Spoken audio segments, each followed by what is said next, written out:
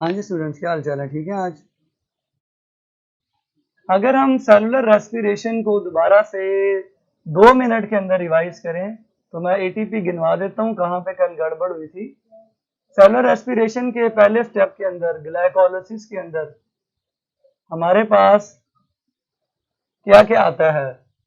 हमारे पास 2 एटीपी होते हैं बच्चों, 2 एटीपी होते हैं और 2 NADH होते हैं, 2 NADH होते हैं। इन 2 NADH से आगे जाके 4 एटीपी बन जाते हैं।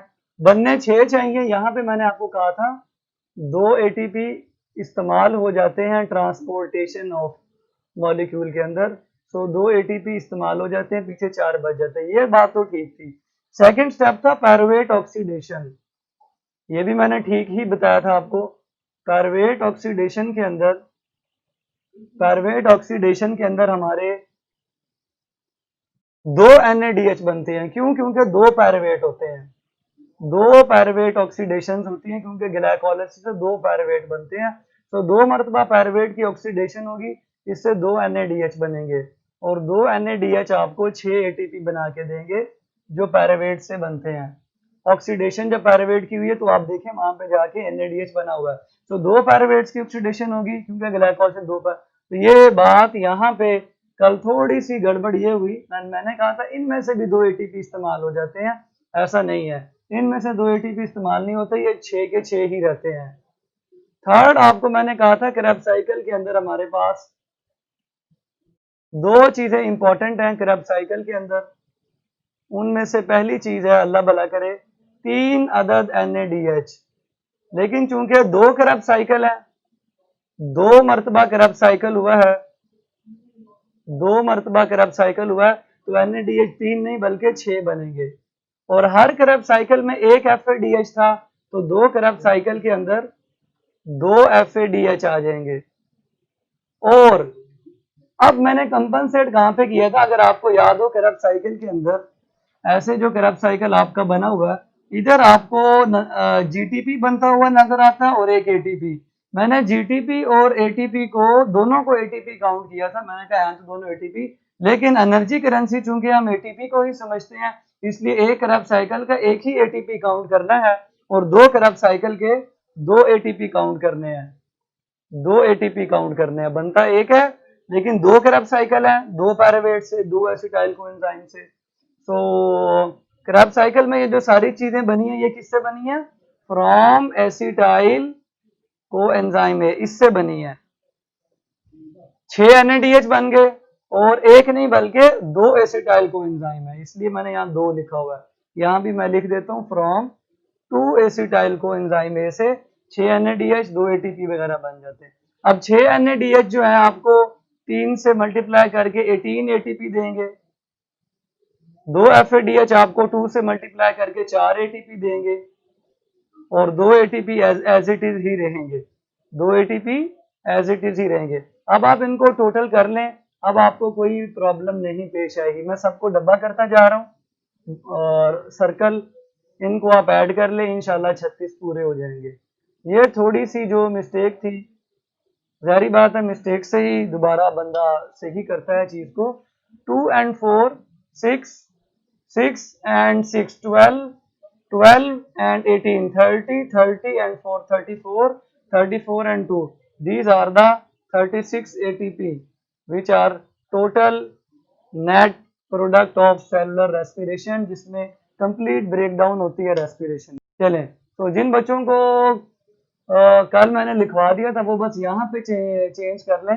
पायरुवेट की ऑक्सीडेशन से कोई एटीपी इस्तेमाल नहीं होगा, वो 6 ही माने जाएंगे और यहाँ पे एक क्रेब्स साइकिल का एक एटीपी गिना जाएगा, 2 क्रेब्स साइकिल के 2 एटीपी, बनने 36 ही है।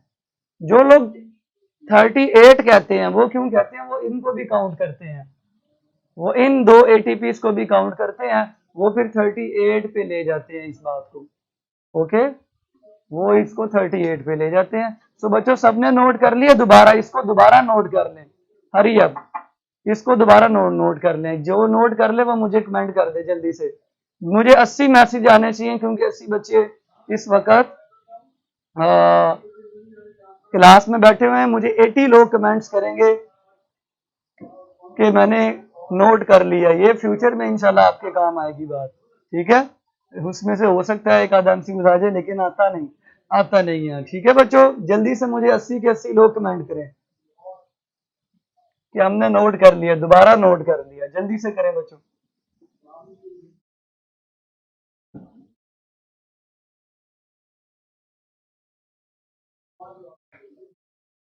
नोट करके के बताएं जल्दी से। 80 लोग कमेंट करेंगे, मुझे 80 मैसेज नहीं आ रहे अभी। हाँ जी, स्क्रीनशॉट ले लिया, वाह बड़े तेज हैं, मैंने इसीलिए मिटा दिया। हो गया सर, वेरी गुड, हो गया। चलिए, now we are going to discuss the test. अच्छा, आपको एक बात बताऊं, जैसे कि हम लोग वैसे भी अपने सिलेबस के मुताबिक अप टू दी स्पीड चल रहे हैं।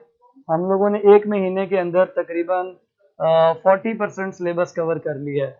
मीन हमारे 6 यूनिट्स जो है ना, वो 7वां यूनिट हमारा स्टार्ट होने जा रहा है। एंड वाले यूनिट्स बहुत छोटे छोटे हैं, उनमें बहुत कम टॉपिक्स हैं। 17 यूनिट्स में से हमने तकरीबन 40% के एंड वाले यूनिट छोटे हैं, तो सिलेबस की टेंशन न लें। अब हम डिस्कशंस पे टाइम ज्यादा लगाएंगे, ठीक है, वेरी गुड।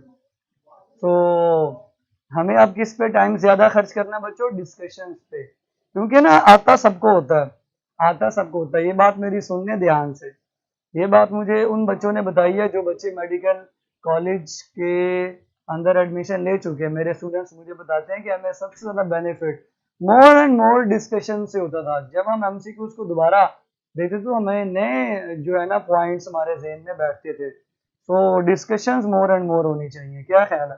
पहले मैंने डिस्कशन में टाइम कम दिया, तो अब हम डिस्कशंस को टाइम ज्यादा देंगे, ठीक है, डिस्कशंस को टाइम ज्यादा देंगे, ठीक है बच्चों।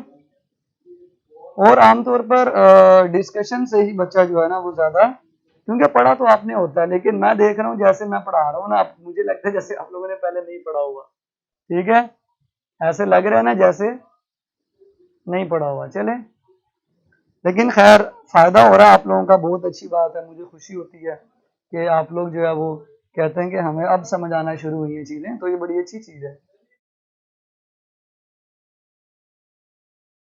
तो discussion of yesterday's test, ma'am लोग जो है ना वो अगर आप लोगों को सारे एमसीक्यूज आते हैं तो भी आप लोगों ने डिस्कशन लाजमी लेनी है, क्योंकि जो डिस्कशन में पॉइंट सामने आते हैं ना बच्चों, वो अच्छे से अच्छे बच्चों को भी इम्प्रूव करवा देते हैं। सर मेरे से मशवरा करें, मैं बहुत अच्छे हो जाने दे बेटे, हंसी मरना है, हंसी मरना है, चलें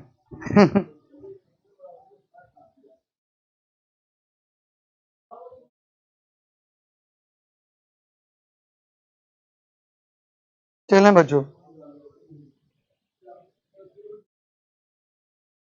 are you ready students? Are you ready?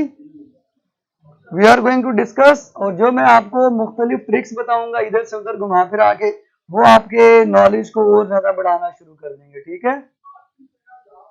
लें जी, here is the MCQ number 1, discussion of test number unit number 6। Test number 5 था, unit number 6। so discussion is being started. Unit MCQ number 1 है light absorbing part of chlorophyll. अब ये देखें ना, आपको सोचना पड़ेगा, ठीक है। सर स्टूडेंट्स बायो की क्लास में होते हैं, बहुत अच्छी बात है। Light absorbing part of chlorophyll, तो वो हेड रीजन होता है। अगर हम क्लोरोफिल बनाए, एक सस्ता chlorophyll, 1 ring 2 ring 3 ring 4 ring, ये सस्ता सा क्लोरोफिल बनाया हमने, तो ये पार्ट जो है ना ये हाइड्रोफिलिक भी होता है, प्लस पोर फायरिंग रिंग भी होता है, जो लाइट को अब्सॉर्ब कर रहा होता है। ये अब्सॉर्ब नहीं करता, ये आपको दोबारा से चीज, जब बार बार आप एक चीज को देखते हैं ना तो आपके जहन में पक्की हो जाती है। ये नहीं मैं कह रहा कि आपको आता नहीं है, जब आपके सामने चीजें दोबारा दोबारा गुजरती हैं, सो बायोलॉजी के एमसीक्यूज और जल्दी हो जाएंगे। सोचने से एमसीक्यूज में टाइम लगता है, सोचना नहीं पड़ेगा, जितना टाइम बचेगा ना बाकी सब्जेक्ट्स पे अप्लाई करेंगे, तो ये फायदा है, ठीक है। Final acceptor of electron in non cyclic phosphorylation, इस तरह से इलेक्ट्रॉन ऊपर जाते हैं, फिर नीचे आते हैं, फिर ऊपर जाते हैं, फिर यहाँ पे NADP मौजूद होता है, उसको मिल जाते हैं। सो फाइनल एक्सेप्टर कौन है? NADP।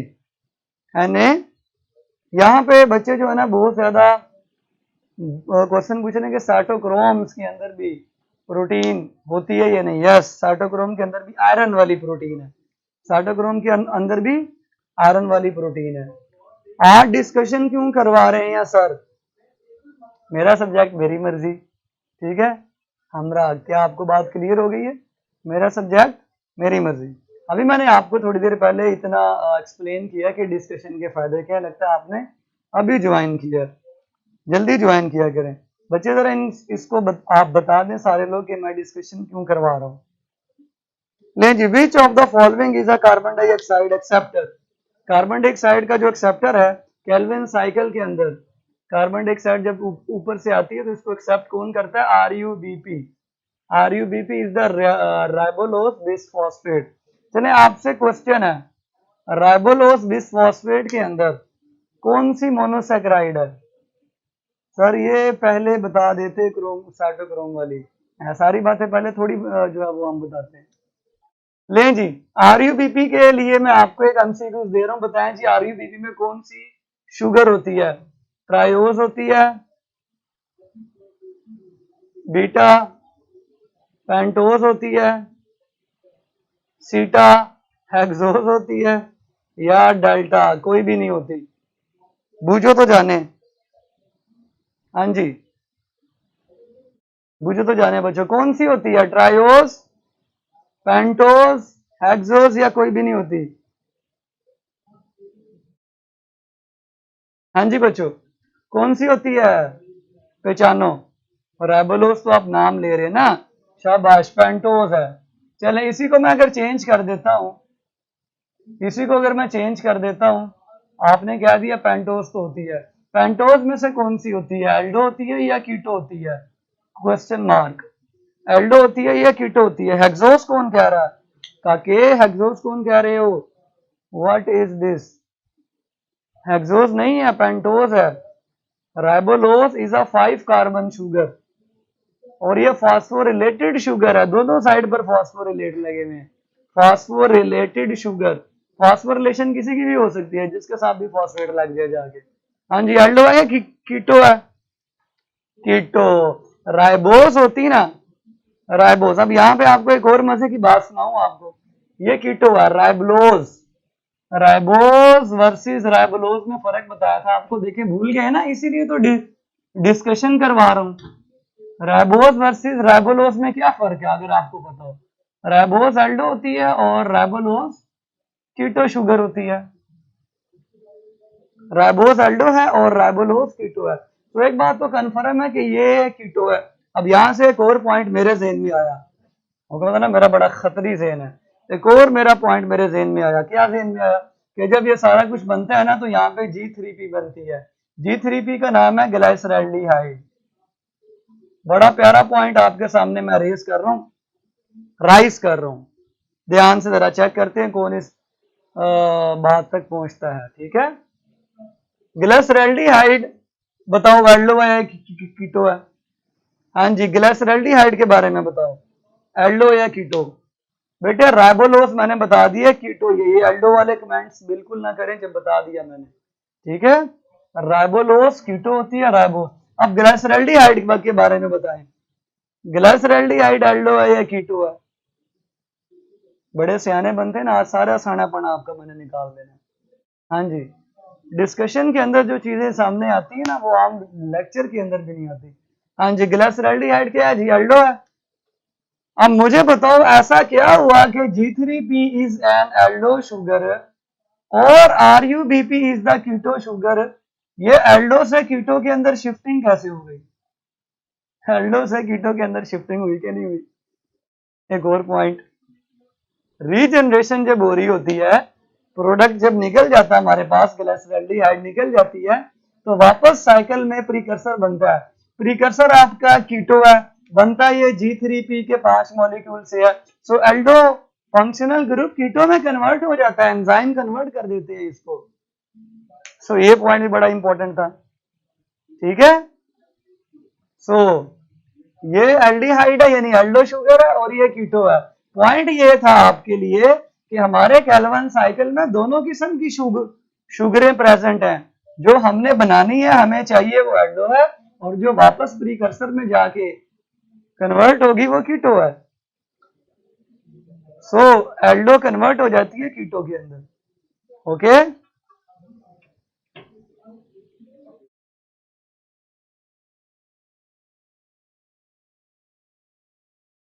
चलें, उसके बाद तीसरा एमसीक्यू है। तीसरा तो हो गया final acceptor of electron in respiratory chain. Respiratory chain के अंदर फाइनल एक्सेप्टर कौन होता है? बेटे यहाँ रिडक्शन रिडक्शन कोई नहीं है, ये फंक्शनल ग्रुप के अंदर थोड़ी सी जो है वो तब्दीली जो एंजाइम्स वगैरह कर देते हैं। ठीक है, रिडक्शन तो पहले ही हो चुकी हुई है उसकी, बाद में एल्डो कीटो में कन्वर्ट हो रहा है। तो जो रेस्पिरेटरी चेन मैंने कल आपको समझाई थी, फाइनल एक्सेप्टर ऑक्सीजन होती है जो ऊपर से आने वाले इलेक्ट्रॉन्स को भी एक्सेप्ट करती है और हाइड्रोजन को भी एक्सेप्ट करती है। In a respiratory chain each NADH produces कितने एटीपी? कितने एटीपी? तो आपको मैंने कल 3 एटीपी, इसका मतलब 3 मरतबा 7.3 किलो कैलोरी एनर्जी निकलेगी। मल्टीप्लाई करें 3 से, क्या आंसर आएगा बच्चों? कितने किलो कैलोरी एनर्जी निकलनी चाहिए?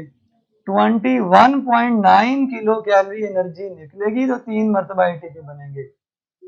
7.3 सही लिखा, चेक करें मल्टीप्लाई। वैसे मेरी इतनी अच्छी मैथ नहीं है लेकिन फिर मैंने मल्टीप्लाई कर दिया। इससे ज्यादा एनर्जेटिक इलेक्ट्रॉन्स होते हैं, NADH के इलेक्ट्रॉन्स के पास इससे ज्यादा एनर्जी होती है, इसलिए जो है ना वो 3 एटीपी बना सकते हैं।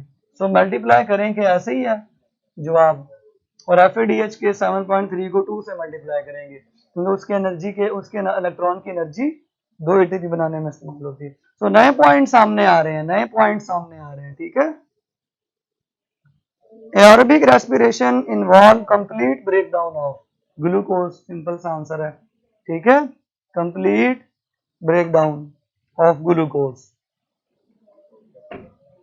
अच्छा जी, अच्छा यहाँ पे एक ऑप्शन है जी पायरुवेट। आप मुझे बताएं पायरुविक एसिड और पायरुवेट में क्या फर्क है? अगर हम पायरुविक एसिड लिखें और इसको कंपेयर करें पायरुवेट से तो क्या फर्क होगा? What is the difference between pyruvic acid and pyruvate? हाँ जी, यस सर, आप तो मैथ्स के टीचर निकले। बेटे मैंने मैथ्स का भी एडिशनल पेपर दिया हुआ है अपने जमाने में। ठीक है, हाँ जी। चलें, टेस्ट कहाँ से ओपन करें? टेस्ट कहाँ से ओपन होगा इनका? B5 पे क्लिक करने से ओपन होगा जी। B5 जो टाइम टेबल में B5 है ना, वहां पे क्लिक करें। ठीक है, मैथ्स रेस्ट इन पीस। माशाल्लाह बेटे, ऐसे नहीं करते, बुरी बात। चलें, तो बताएं जी पायरुविक एसिड और पायरुवेट में क्या फर्क है? हाँ जी, लगता है बड़े सियाने लोग हैं, अभी पता। कोई फर्क नहीं, आई थिंक पायरुवेट। अच्छा जी, क्या फर्क है? और कोई बच्चा बताए जल्दी से। पायरुविक एसिड है। अच्छा, तो पायरुवेट का एसिड नहीं है। टेस्ट कैसे ओपन करें बताएं, यानी वन बेटे B5 पे जाके क्लिक करें। ठीक है सर जी, जिसने टेस्ट नहीं दिया वो कैसे ओपन करे? वो अल्लाह को याद करे, उसका नहीं ओपन होगा। पायरुविक एसिड पूरा मुकम्मल मॉलिक्यूल होता है और पायरुवेट आयन होता है। जो 8 का वर्ड होता है ना, ये एसिड्स के आयन्स के लिए लिखते हैं। जैसे एसिटिक एसिड का एसीटेट, सक्सिनिक एसिड का सक्सीनेट, फ्यूमरिक एसिड का फ्यूमरेट, मैलिक एसिड का मैलेट। तो ये उसी को हम आयन्स आयन्स की फॉर्म में लिखते हैं, तो उसको हम क्या नाम देते हैं? पायरुवेट। ठीक है, फर्क थोड़ा सा है लेकिन उसी की है, आयोनिक फॉर्म है। लें जी next, iron containing protein which act as carrier in electron transport chain. जी आपके बुक में 2 आयरन कंटेनिंग प्रोटीन का जिक्र है लेकिन एक का लिखा नहीं, मैंने वही पूछ लिया। साइटोक्रोम्स कम्प्लेक्स के अंदर भी 2 साइटोक्रोम्स होते हैं और वो आयरन कंटेनिंग होते हैं। प्लस फेरोडॉक्सिन जो इलेक्ट्रॉन ट्रांसपोर्ट चेन नंबर 2 में यूज होता है वो भी आयरन कंटेनिंग होता है। ठीक है, तो सर यही बताया था ना आपके, अगला मैसेज नहीं पड़ा, कोई बात नहीं। सर जिसने टेस्ट नहीं दिया उसको टेस्ट कैसे मिलेगा? बेटे आप अल्लाह से दुआ करें आपको टेस्ट मिल जाए, टेस्ट दिया करें ना, टेस्ट ना छोड़ा करें, ठीक है? अगर टेस्ट छोड़ दिया तो अल्लाह से दुआ करें, हम आपके दुख में बराबर के शरीक है। ओके चलें जी। तो फेरोडॉक्सिन में भी आयरन है और साइटोक्रोम कॉम्प्लेक्स में चूंकि दो साइटोक्रोम है इसलिए उसको कॉम्प्लेक्स कहते हैं। और प्लास्टोसियानिन में कॉपर होता है, प्लास्टोसियानिन, सियानिन ब्लूइश वर्ड के लिए यूज होता है वैसे, लेकिन ये कॉपर कंटेनिंग है। कॉपर सल्फेट ब्लू रंग का होता है ना, इसलिए सियानिन का वर्ड जो है ना वो आमतौर पर ब्लू कलर के लिए इस्तेमाल होता है। कॉपर वगैरह भी, कॉपर सल्फेट आपने सुना होगा, ब्लू होता है, नीला थोड़ा जिसको बोलते हैं, ठीक है? सर इमरजेंसी हो सकती है भाई, ठीक है आप खोला करें, जल्दी जल्दी गलत मत करके चले जाया करें, कम से कम नेक्स्ट टाइम खोल तो सकें आप उसको, ठीक है? अटेम्प्ट ना किया करें, जस्ट उसको ओपन कर लिया करें ताकि आपका अटेम्प्ट हो जाए, अटेम्प्ट हो जाएगा तो नेक्स्ट टाइम खुल जाएगा आपका, ठीक है? ये बात किसी को बतानी नहीं है आपने कि मैंने ऐसे कहा है। अगर किसी की तबीयत खराब हो तो अटेम्प्ट कर लिया करें बस, ठीक है? खोल के बंद कर दिया करें, नेक्स्ट टाइम खुल जाएगा। ले जी नेक्स्ट है आपका in Krebs cycle, oxidation take place in the formation without decarboxylation.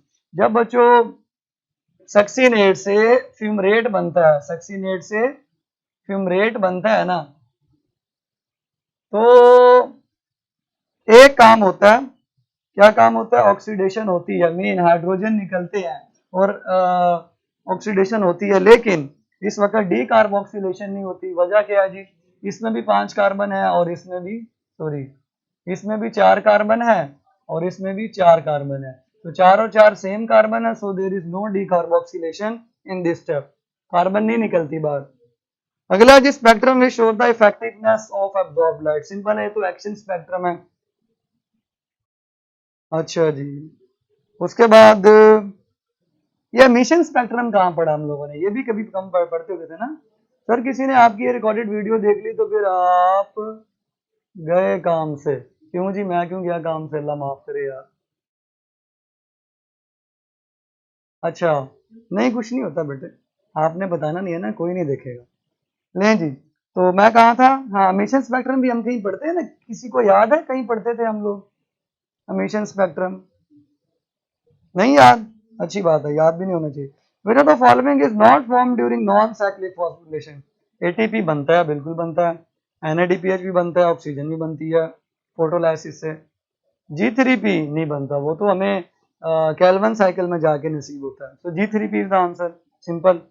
और ये जो एटीपी है ये इलेक्ट्रॉन ट्रांसपोर्ट चेन नंबर 1 से बनता है, NADPH electron transport chain number 2 से बनते हैं, ऑक्सीजन फोटोलाइसिस फोटोलाइसिस से बनती है। कुछ लोग ना रिएक्शन मारते हैं, फोटोलाइसिस फोटोलाइसिस से बनती है, तो G3P नहीं बनता। अच्छा, विच of the following is not absent in cyclic electron flow? Not absent मतलब जो प्रेजेंट है, नॉट एब्सेंट का मतलब जो प्रेजेंट है। फोटोलिसिस एब्सेंट है, वो तो नॉन साइक्लिक में होती है। फॉस्फोरिलेशन है, यही तो होता है, साइक्लिक में होती ही फॉस्फोरिलेशन, एटीपी बनाया जाओ बनाया जाओ बनाया जाओ, बाकी चीजें जो है ना वो एब्सेंट होती हैं। तो इसका आंसर है फॉस्फोरिलेशन। ये नॉट एब्सेंट मीन ये प्रेजेंट है, नॉट एब्सेंट मीन प्रेजेंट है। ओके अच्छा जी, नेक्स्ट है जी number of ATP required to phosphorylate RUP. हाँ, ये बड़ा मजेदार एमसीक्यू था, जब मैंने आपको इस तरह से डायरेक्शन चेंज करवाई थी, याद है किसी को? ये आप लोगों के 5 मॉलिक्यूल्स थे 3 कार्बन वाले, मुझे तो याद आ रहा है, 5 मॉलिक्यूल्स थे 3 कार्बन वाले। इस तरह हमने कहा जी ये ऐसे रीअरेंज हो जाएंगे और ये वाला जो आपका मॉलिक्यूल बनेगा ये आरयूपी है, राइबोलोज फॉस्फेट, इसके एक एंड पर फॉस्फेट है, दूसरे एंड पर फॉस्फेट लाने के लिए हमें 3 एटीपी चाहिए थे, क्योंकि 3 फॉस्फेट लगाने हैं, इसलिए आंसर यहाँ पे 3 है। ये फिर आरयूपी जो है ना, आरयूपी जो मैंने ये बना के दिया है, ये कन्वर्ट हो जाता है आरयूबी में, बिस फॉस्फेट में, जब इसके दूसरे एंड पर भी फॉस्फेट लग जाता है। तो 3 एटीपी इसलिए आपको पता होना चाहिए, ठीक है? 5 कार्बन शुगर है, नंबर ऑफ मॉलिक्यूल 3 है, तो इसलिए 3 एटीपी रिक्वायर्ड है। How much energy present the chemical bond of glucose convert to ATP? 2% energy जो है ना वो कन्वर्ट होती है, बुक की लाइन है, बाकी हीट वगैरह की फॉर्म में इधर उधर कन्वर्ट हो जाती है। 2% एटीपी के अंदर स्टोर होती है। सर न्यू चैप्टर स्टार्ट कर ही दें अब। अच्छा जी, ना करें तो है, ना करें तो डिस्कशन से ना माइंड लेवल बढ़ता है, इंटेलिजेंस लेवल बढ़ता है। वो जो आपको ओरिएंटेशन में समझाया था ना, आईक्यू, पता नहीं आपको या किसी और क्लास में, आईक्यू जो बढ़ता है ना और ईक्यू जो बढ़ता है वो डिस्कशन से बढ़ता है। जितनी आप डिस्कशन करेंगे आपका आईक्यू और ईक्यू बढ़ता चला जाएगा, नए रास्ते खुलेंगे एमसीक्यूज के सॉल्व करने के। तो इसको इजी ना लें, बल्कि मैं तो कहता हूँ आगे सारे लेक्चर होने डिस्कशन के चाहिए, पढ़ाना छोड़ देना। ठीक है क्या ख्याल है बच्चों, ऐसे ठीक है जी? पढ़ाना छोड़ देना, सिर्फ डिस्कशन करनी है। क्यों? मेरा टेस्ट मेरी मर्जी। आगे चले। इन क्रैप साइकिल नहीं, first step of preparatory phase of glycolysis, बड़ा आसान है जी। चूंकि ग्लूकोज कन्वर्ट होता है ग्लूकोज 6 फॉस्फेट में, तो फॉस्फेट ऐड हो रहा है, दिस इज फॉस्फोरिलेशन। नेक्स्ट है in Krebs cycle hydration occurs during the conversion of, hydration का मतलब पानी ऐड होता है। अगर आप साइकिल में देखें पानी कब ऐड हो रहा है, पानी मैंने कहा था पानी पिलाया फादर को और वो मदर में कन्वर्ट हो गया, मीन फ्यूमरेट को पानी पिलाया तो मैलेट में कन्वर्ट हो गया। ठीक है जी, पढ़ेंगे तो डिस्कशन होगी, नहीं बेटे टेस्ट होती है तो डिस्कशन होती है। ठीक है सर, जो बच्चे ज्यादा क्वेश्चन करते हैं वो ज्यादा इंटेलिजेंट होते हैं, इसीलिए तो डिस्कशन करवा रहे हैं ताकि क्वेश्चन करें। तो बच्चे कहते थे जी हम तो लाइव लेक्चर में क्वेश्चन कैसे पूछे, अब टीचर खुद आपको कह रहा है क्वेश्चन करें, आप कह रहे नहीं आगे पढ़ाएं।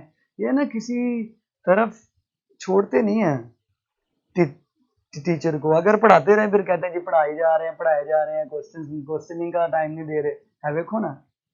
अच्छा अगर बेइज्जती फील हो रही है ना तो होने दें, कोई मसला नहीं। आगे चलें। Indirect ATP is formed during the production of dash in Krebs cycle।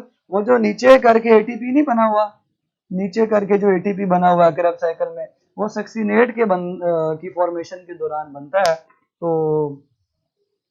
वो आपने लिख लेना है।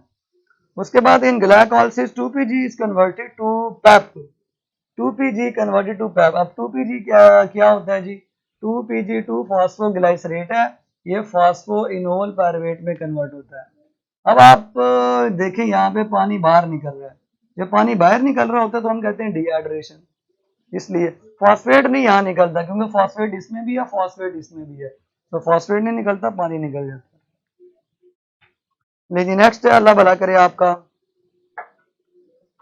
Cytochrome B is oxidised by in respiratory chain. तो ये मैंने आपको एक तरतीब समझाई थी, क्या तरतीब थी जी? BCAA3, BCAA3। ठीक है, बाजी चल आ छेती। ठीक है, वैसे इसके गलत मतलब भी हो सकते हैं लेकिन आप लोगों ने बताने नहीं है, ठीक है, बुरी बात। तो BCAA3 ये एक ट्रिक था, BCAA3 ये सीरीज है कैरियर्स की जो इलेक्ट्रॉन्स को ट्रांसपोर्ट करते हैं। Gross product of glycolysis, 2 ATP और 4 ATP और 2 NADH। ठीक है, चलें, ग्रॉस नेट क्या होती है, माइनस कर देते हैं उसमें से ATP, फिर वो 2 ATP 2 NADH बच जाते हैं। ओके, लें जी, नेक्स्ट क्या है जी, कहाँ गया? विच of the following occur in the first step of पे ऑफ फेज, पे ऑफ फेज ऑक्सीडेटिव फेज भी है, और इसमें 2 NAD की रिडक्शन होती है। कैसे जी? जैसे ही ऊपर से सीधी सीरीज आती जा रही है फिर ऐसे काम होता है। यहाँ से जैसे ही पे ऑफ फेज स्टार्ट हुई तो एक NAD ऐसे NADH में कन्वर्ट हुआ और एक NAD इस तरफ NADH में कन्वर्ट हुआ, दिस इज रिडक्शन। क्यों? देखें यहाँ हाइड्रोजन नहीं है और प्रोडक्ट में हाइड्रोजन है, हाइड्रोजन का इनटेक जो होता है वो रिडक्शन कहलाता है, और जो ये मॉलिक्यूल है जिसने हाइड्रोजन दिए हैं उसकी ऑक्सीडेशन हुई है। तो अगर शुगर के लिहाज से पूछा जाए तो आपने बताना ऑक्सीडेशन हुई है, अगर NAD के लिहाज से पूछा जाए तो आपने बताना रिडक्शन हुई है। ठीक है सर, मेरा आपके इस फार्मूले से ही MCQ ठीक हुआ, पहले हमेशा सीक्वेंस में कंफ्यूज। चलें जी, अच्छी बात है। सर ETC में ATP प्रोड्यूस नहीं होते? होते हैं बेटे, ATP तो प्रोड्यूस होते हैं। कौन कहता नहीं प्रोड्यूस होते? चलें जी, आगे चलें जी।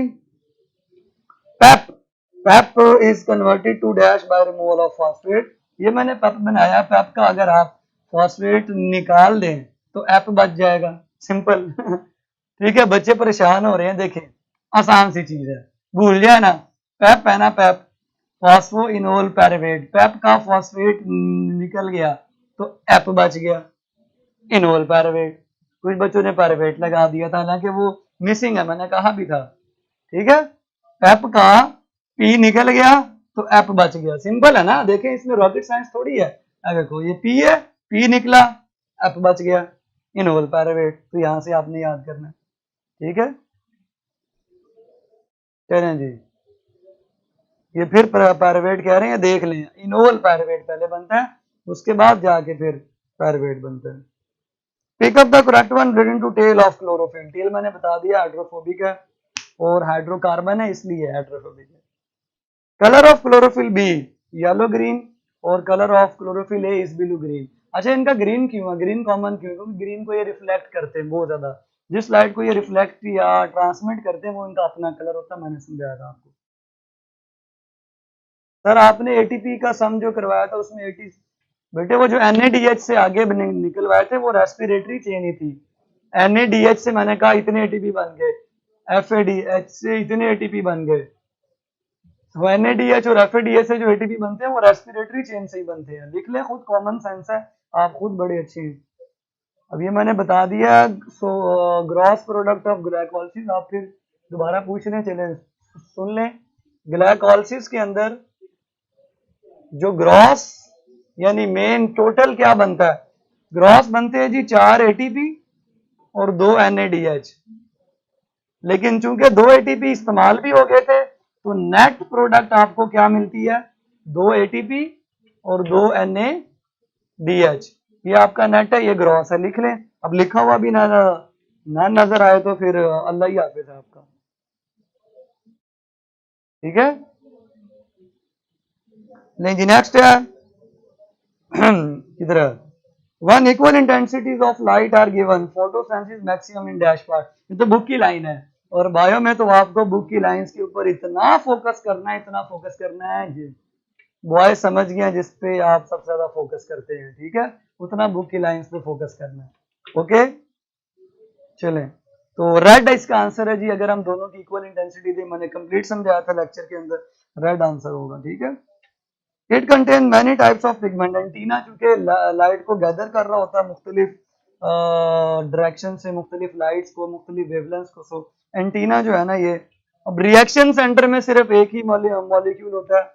ठीक है, रिएक्शन सेंटर में सिर्फ एक ही मॉलिक्यूल होता है, और रिएक्शन सेंटर का वो एक मॉलिक्यूल कौन सा होता है बच्चों, कोई बताएगा? रिएक्शन सेंटर में एक ही किस्म के पिगमेंट का मॉलिक्यूल होता है, जरा गैस तो करो वो कौन सा होता है। हाँ जी, जल्दी से बताओ, जल्दी से, शाबाश, क्लोरोफिल ए। रिएक्शन सेंटर में क्लोरोफिल ए की वजह से उसने सारे एंटीने से लाइट को गैदर करना है, तो क्लोरोफिल ए तक सबने पहुंचना होता है, इसलिए वही होता है। सर अगर किसी साइकिल में जनरली एटी प्रोडक्शन की बात हो तो मैंने डी से वाले भी बताएंगे, नहीं बताएंगे बेटा, जनरली वाले में नहीं बताएंगे। ठीक है, वो तब तक नहीं एटीपी में कन्वर्ट होता जब तक वो रेस्पिरेटरी चेन का पार्ट नहीं बनते, जब तक वो अपने इलेक्ट्रॉन नहीं दे देते, हाइड्रोजन नहीं दे देते, तब तक नहीं बनते। ठीक है, अच्छा नेक्स्ट है, how many ADH are required for the synthesis of one molecule of glucose. और ये बड़ा प्यारा एमसीक्यू था, ये कुछ बच्चों को समझ आया, बाकियों को नहीं आया, इसलिए मोस्टली का ये गलत था। केल्विन साइकिल के अंदर, अल्लाह भला करे आपका, ये देखिए ये केल्विन साइकिल है, सपोज करें ये केल्विन साइकिल है, हमें केल्विन साइकिल में जो प्रोडक्ट मिलती है वो G3P होती है। G3P को 2 से मल्टीप्लाई करें तो हमें एक ग्लूकोज मिलेगा, ऐसे ही है ना, क्योंकि G3P ट्राइओज है और ग्लूकोज हेक्सोज है। यहाँ पे आपके 6 NADH हाइड्रोजन देते हैं और 6 NAD में कन्वर्ट हो जाते हैं। अगर एक ट्रायोस बनाने में 6 NADH लग रहे हैं तो 2 ट्रायोस बनाने के लिए 6 को 2 से मल्टीप्लाई कर देंगे, 12 NADH लगेंगे। तो इस तरह से ये था, ठीक है।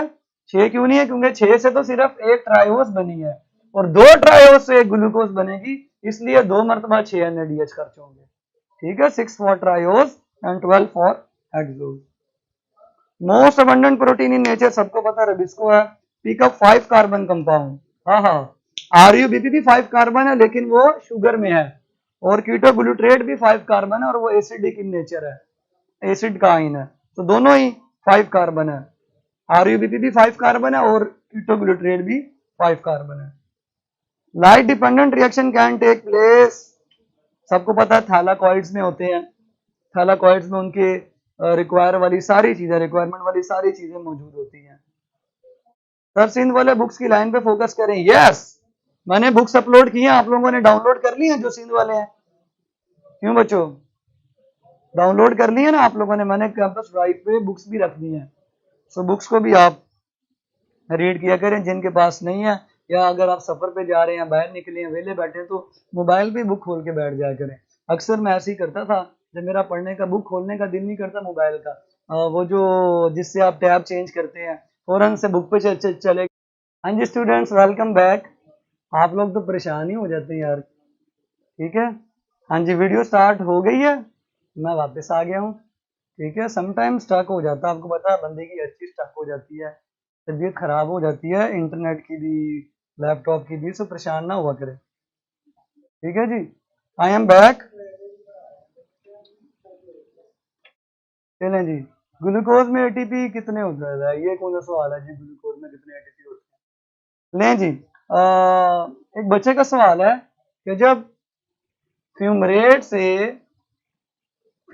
से मैलेट बनता है उस वक्त भी तो डीकार्बोक्सिलेशन नहीं होती, बिल्कुल नहीं होती, लेकिन उस वक्त ऑक्सीडेशन नहीं होती। सो ऑक्सीडेशन हो और डीकार्बोक्सिलेशन ना हो, वो आपने अच्छा सा एमसीक्यू टिक करना था, आंसर टिक करना था। तो यहाँ पे डी ऑक्सीडेशन कोई नहीं हो रही, ऑक्सीडेशन नहीं है, डीकार्बोक्सिलेशन भी नहीं है, लेकिन क्वेश्चन में ये था कि ऑक्सीजन ऑक्सीडेशन हो, डीकार्बोक्सिलेशन ना हो, इसलिए ये नहीं है, ठीक है। मेरा ख्याल आप लोग समझ गए होंगे। जी सेकंड लास्ट एमसीक्यूज है, components of respiratory transport chain, सबको पता 3 है, मैंने आपको करवाए थे। और लास्ट एमसीक्यूज है, which is incorrect, valley is broad, क्योंकि वैली नैरो होती है, ऐसे जो है ना वैली जो है ना वो नैरो होती है, ये आपको एक्शन स्पेक्ट्रम, तो इसकी वैली ज्यादा ब्रॉड नहीं होती, नैरो होती है। पीक्स ब्रॉड होती हैं, पीक्स ब्रॉड होती है, सो वैली ब्रॉड वाला इनकरेक्ट है, ठीक है बच्चों। तो मैंने आपको सारी चीजें, अच्छा आपको पता है मैंने किया कि आपके साथ कोई गैस करेगा? सर मैंने ड्राइव में बुक्स अपलोड की हैं। अच्छा वो मैंने फिर ना अभी ऑन नहीं की होगी, मैं ऑन कर देता हूँ जाके, ठीक है, आपको शो हो जाएंगी, ठीक है, शाम को शो हो जाएंगी। हाँ जी बच्चों, आपको पता है गैस करेगा कोई, मैंने आपके साथ आज किया क्या? हाँ जी, कौन गैस करेगा मैंने किया क्या? जो गैस करेगा उसको शाबाशी मिलेगी।